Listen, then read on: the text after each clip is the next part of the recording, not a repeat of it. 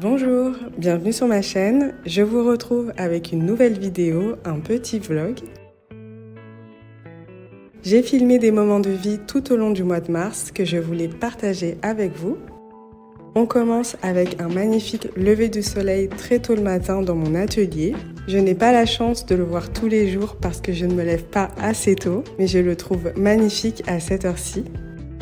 En général, le matin, je me prépare rapidement, mais quand j'ai le temps, je prends soin de ma peau.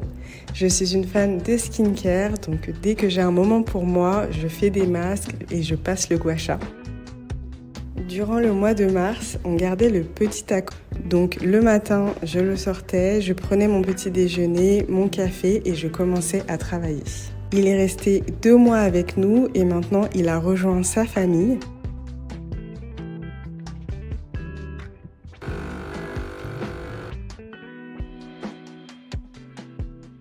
Ce mois-ci, j'ai pas mal cousu. J'avais vraiment envie d'avancer dans la réalisation des patronages dont j'ai besoin pour ma garde-robe. Là, je vous montre un patron de maillot de bain que j'ai essayé de mettre au point. Donc là, je vous montre un tissu dont je vous avais parlé lors de ma dernière vidéo projet couture. J'ai transformé ce tissu noir en une jolie robe. Et c'était un petit peu fastidieux parce que j'ai mélangé des matières chaîne et trame et de la maille, mais j'aime beaucoup le résultat. Au mois de mars, j'ai cousu un t-shirt polo. Je me suis entraînée avant de réaliser la patte dans le tissu final. D'ailleurs, si tu souhaites toi aussi apprendre à réaliser la patte polo, je t'ai fait une vidéo sur ma chaîne. En tout cas, j'ai pris pas mal de temps avant de m'approprier la technique et finalement je suis tombée sur un bon compromis, donc je te partage toutes les infos dans ma dernière vidéo.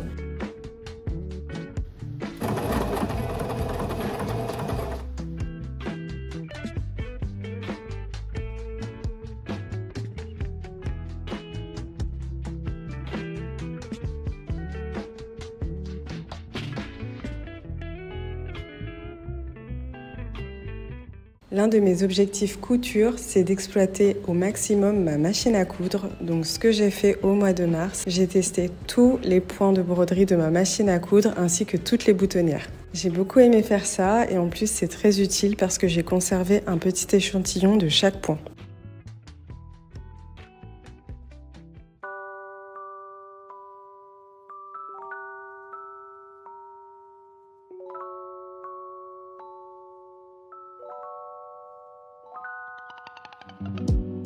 Un week-end où il pleuvait beaucoup, j'en ai profité pour tout réorganiser dans mon atelier. J'ai rangé les tiroirs et surtout, j'ai modifié l'emplacement des tables.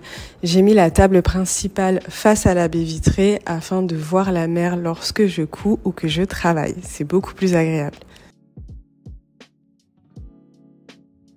Un matin, lorsque le soleil était revenu, on est allé prendre un café avec Taco dans un parc à côté de chez nous. J'aime vraiment beaucoup cet endroit. Là, je ne vous l'ai pas très bien montré, mais je le ferai mieux la prochaine fois.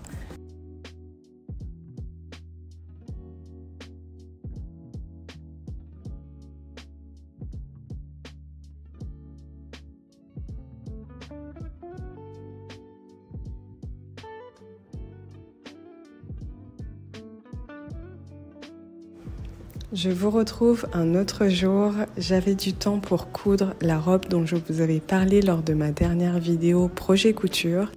Il s'agissait d'une robe cache-cœur. Je l'ai cousue dans une matière absolument parfaite et pourtant le projet ne s'est pas du tout passé comme prévu. En fait, lors de la réalisation du patronage, j'ai placé la taille un tout petit peu trop haute et ça a modifié en fait mon regard sur l'entièreté de la robe. Je n'aimais plus le jupon, je n'aimais plus rien en fait dans cette robe. Donc j'ai d'abord essayé de modifier le bas de la robe, ensuite le haut de la robe, ensuite de fil en aiguille, ça ne ressemblait plus du tout au projet final. Surtout que j'ai manqué de fil. Enfin bref. C'était un peu la cata, mais finalement j'ai réussi à obtenir quelque chose que je vous montrerai dans mon prochain bilan couture. Bon, je vous retrouve maintenant. J'ai essayé la robe, donc je la porte sur moi. Alors, finalement, la découpe que j'ai faite dans le bas et la longueur, je sais pas, je suis pas fan, je suis pas convaincue. Je me dis que j'aimerais bien aussi doubler la jupe. Donc pourquoi pas la raccourcir et en même temps en profiter pour la doubler complètement. Je pense que je serais beaucoup plus à l'aise parce que là il y a un léger effet de transparence et je trouve que je suis pas très à l'aise avec ça. Aussi j'aime beaucoup le haut, mais je le trouve assez simple et j'aimerais bien pourquoi pas venir fixer la petite finition que j'ai mise à l'intérieur.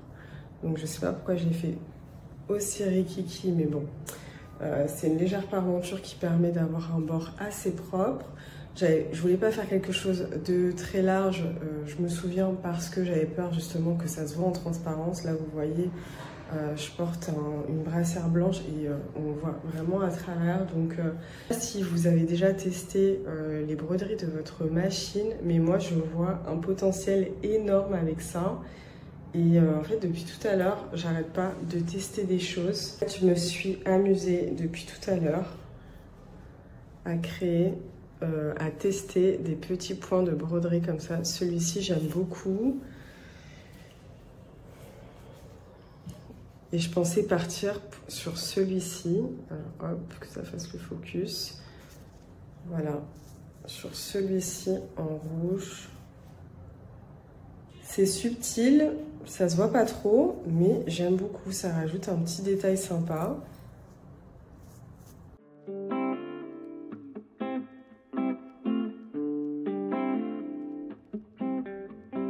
Autre jour, autre jardin, nous sommes allés déjeuner dans un parc qui est en réalité une foire artisanale à côté de chez nous. Ils vendent à la fois des paniers, des sculptures, du textile, mais aussi des plantes. Donc on en a profité pour racheter une plante, car toutes celles que j'avais achetées précédemment sont mortes. Il n'en reste plus que 2. Donc on retente l'expérience en achetant ce petit palmier.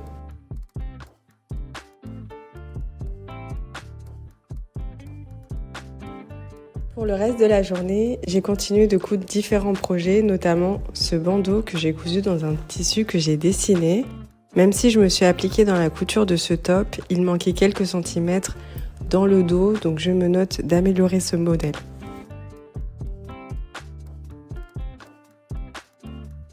Autre fail, j'ai voulu coudre ce tissu en polyamide élastane pour réaliser un maillot de bain. Il s'agit aussi d'un motif que j'ai dessiné et j'avais déjà cousu cette matière, mais cette fois-ci impossible de retrouver les aiguilles adaptées. Et malgré mes tentatives avec différentes aiguilles, stretch, etc., rien n'y fait. Je n'ai pas pu coudre ce projet, donc je l'ai aussi mis de côté.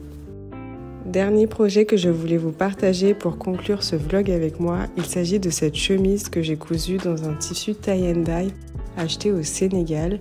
J'ai beaucoup aimé ce projet et en plus il finit bien parce que finalement la chemise tombe très bien et je pense recoudre ce modèle. Donc je vous partagerai bientôt dans mon bilan couture et d'ailleurs ça va être un bilan couture assez spécial parce que je me suis rendue à Cape Town, donc je vais vous partager tous les looks que j'ai portés durant mon voyage. Voilà, c'est la fin de cette vidéo. Si elle t'a plu, n'hésite pas à mettre un j'aime et surtout abonne-toi pour suivre la suite de mes aventures. Je te remercie d'avoir regardé cette vidéo et je te dis à très bientôt.